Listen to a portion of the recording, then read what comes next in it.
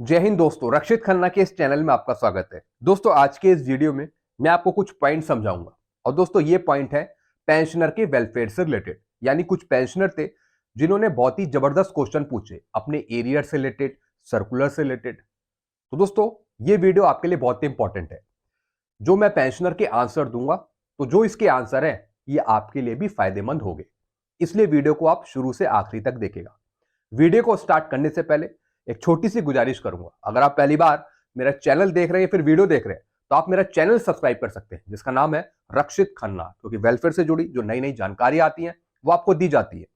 Pension से related जो problem आती है उसका भी सोल्यूशन किया जाता है। तो इसके लिए आप मेरे चैनल से जुड़ सकते हैं या फिर मेरा चैनल जो है रक्षित खन्ना उसे आप सब्सक्राइब कर सकते हैं। चलते हैं दोस्तों पहली इंफॉर्मेशन की तरफ। दोस्तों काफी सूबेदार है और जो सूबेदार मेजर है वो पूछ रहे हैं क्या हमें सर्कुलर 568 का एरियर मिलेगा। दोस्तों एक चीज मैं आपको समझाऊंगा, आपको सर्कुलर 568 में कोई फायदा नहीं है, क्योंकि जो आपकी पेंशन है सर्कुलर 568 की वो बहुत कम है और उससे ज्यादा आप ले रहे हो 1/1/2006 से या फिर 1/7/2009 से या फिर 24/9/2012 से। जो आपकी पेंशन रिवाइज हुई जो आपने ली वो पेंशन ज्यादा थी, बल्कि सर्कुलर 568 में आपकी पेंशन कम थी। इस वजह से उसका डिफरेंस भी माइनस में आता है, इसलिए आपको सर्कुलर 568 का फायदा नहीं है। अगर है भी तो बहुत ही मामूली सा, नहीं के बराबर। चलते हैं दोस्तों दूसरे पॉइंट की तरफ। अब फायदा है तो किसे फायदा है? किसका 1-1, 2-2 लाख एरियर है, किसका 1,40,000 एरियर है, किसका 1 लाख से ऊपर एरियर है?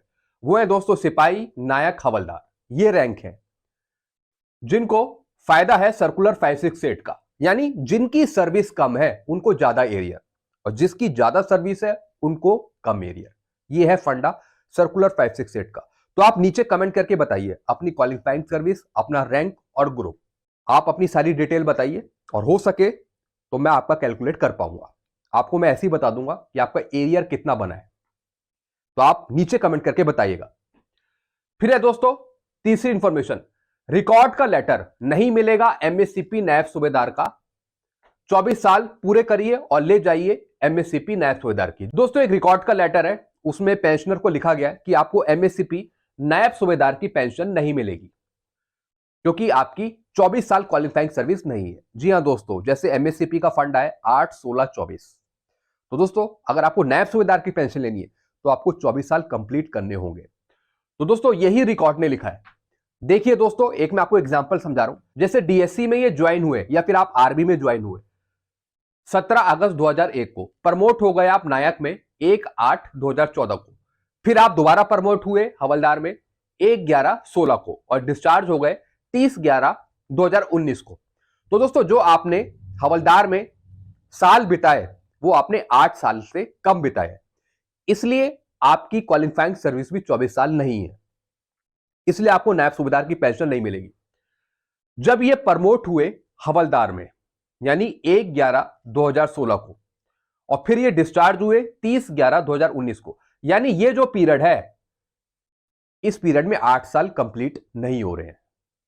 अगर ये हवलदार रैंक में 8 साल बिताते तब इनको मिल जाती नायब सूबेदार की पेंशन और इनकी क्वालिफाइंग सर्विस कम है, 24 साल से कम है, इस वजह से ये एमएससीपी नायब सूबेदार की पेंशन के हकदार नहीं है। तो रिकॉर्ड ने बिल्कुल सही लिखा है, इसलिए नहीं मिलेगी एमएससीपी।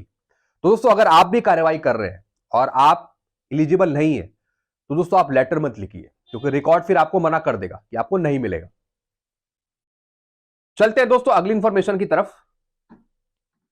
सर्कुलर 568 का एरियर 1/1/2006 से 30 जून 2014 तक का है। कई पेंशनर कह रहे थे कि सर आप एक बार बताएंगे सर्कुलर 568 का एरियर कब से कब तक का है। जी हां दोस्तों, सर्कुलर 568 का एरियर है 1/1/2006 से 30 जून 2014 तक का, इस पीरियड का ये एरियर है।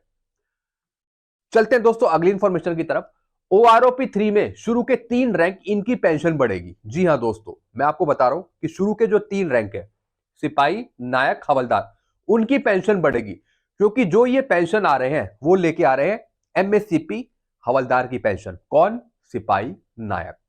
लेकिन दोस्तों जो हवलदार है जिनकी क्वालिफाइंग सर्विस 24 साल है, क्योंकि 24 से ऊपर है, वो लेके आ रहे हैं एमएससीपी नायब सूबेदार की पेंशन। तो दोस्तों इस वजह से 3 रैंक की पेंशन यहां पे बढ़ेगी, सिपाही, नायक और हवलदार।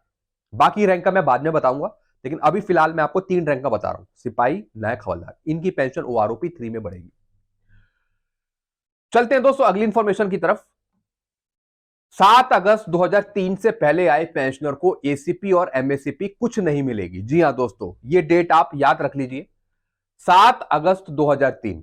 अगर आप इससे पहले आए हैं तो ना ही आपको एसीपी मिलेगी, ना ही एमएससीपी मिलेगी। और अगर आपने प्रमोशन को मना कर दिया या फिर आपने अनविलिंग सर्टिफिकेट दे दिया, तब भी आपको एमएससीपी नहीं मिलेगी। हां, कुछ कोर्ट केस के आधार पे, एएफटी के जजमेंट के हिसाब से, या फिर अगर आप कोई वकील पकड़ते हैं उसके हिसाब से वो आपको दिला देगा। अगर आपने अनविलिंग भी किया है वो आपको बोलेगा कि हम आपको दिला देंगे एमएससीपी। लेकिन दोस्तों आप उसके दायरे में आने चाहिए, आप उस पीरियड के बीच में आने चाहिए। अगर आपको एसीपी लेनी है तो आप 7 अगस्त 2003 के बाद आने चाहिए पेंशन। अगर आपको एमएससीपी लेनी है तो आप 1/1/2006 के बाद आने चाहिए, तब आपको ग्रांट हो जाएगी। भले ही कोई वकील दिलाए या फिर आप खुद मेहनत करके एमएससीपी या फिर एसीपी ले, कोई भी दिलाए, आप इफेक्टिव डेट में आने चाहिए, तब आपको मिलेगा। दोस्तों ये काफी पेंशनर पूछते थे क्या सर हम एसीपी के लिए एप्लीकेबल है, एमएससीपी के लिए एप्लीकेबल है? हमें क्या करना पड़ेगा? पहले तो आप डेट याद रख लीजिए कि इन डेटों के बीच में आप आने चाहिए। मैंने आपको बताया एमएससीपी के लिए 1/1/2006 के बाद, एसीपी लेनी है तो 7 अगस्त 2003 के बाद आप आने चाहिए एसीपी के लिए। और दोस्तों अगर डीएससी के पेंशनर है तो वो कब आएंगे एमएससीपी लेने के लिए? 1/1/16 के बाद। डीएससी के पेंशनर को एमएससीपी एप्लीकेबल है 1/1/16 के बाद, वो भी रिकॉर्ड के लेटर के अनुसार, जैसा कि रिकॉर्ड बताता है। भैया मिलनी तो सबको चाहिए, डीएससी के जो पेंशनर है जो 1/1/16 से पहले आए हैं उनको भी मिलना चाहिए। वो भी कुछ कोर्ट केस के आधार पे या फिर कुछ वकील करके या फिर डॉक्यूमेंटेशन के आधार पे। डायरेक्ट रिकॉर्ड के थ्रू जाएंगे तो आपको मना करेगा कि आपको मिलेगी एमएससीपी अगर आप 1/1/16 के बाद आए हैं, तब आपको दी जाएगी। तो दोस्तों ऐसे केसों को भी हम सॉल्व करते हैं, लेकिन दोस्तों वो बात की बात है।